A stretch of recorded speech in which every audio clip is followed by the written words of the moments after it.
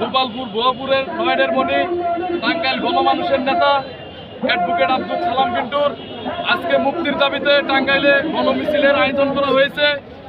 আমরা খুনি হাসিনার উদ্দেশ্যে বলছি, আমাদের প্রিয় নেতাকে আপনি মিথ্যা মামলা দিয়ে 17টি বছর যাবৎ কারাগারে নিক্ষেপ করে রেখেছেন। আমরা এই কারাগারের তালা ভেঙে আমাদের প্রিয় নেতাকে খুব দ্রুত আমাদের মাঝে ফিরিয়ে আনবো ইনশাআল্লাহ। জেলের তালা ভাঙবো, সালাম ভাইকে আনবো, জেলের তালা ভাঙবো। খুনি হাসিনা, আপনার উদ্দেশ্যে বলছি, আপনি যেভাবে দেশের মানুষকে খুন করে একটি নৈরাজ্য তৈরি করেছিলেন, সেই বাংলার জনগণ আপনার পতন ঘটিয়েই ছাড়ছে।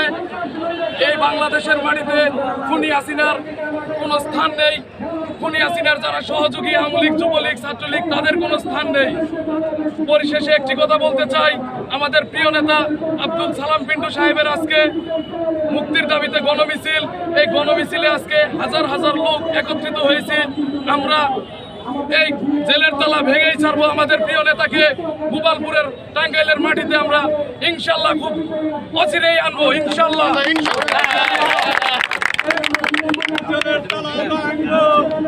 অবিলম্বে সালাম ভাইয়ের মুক্তি চাই দিতে হবে, অবিলম্বে সালাম ভাইয়ের মুক্তি চাই দিতে হবে, মুক্তি চাই দিতে হবে, অবিলম্বে সালাম ভাইয়ের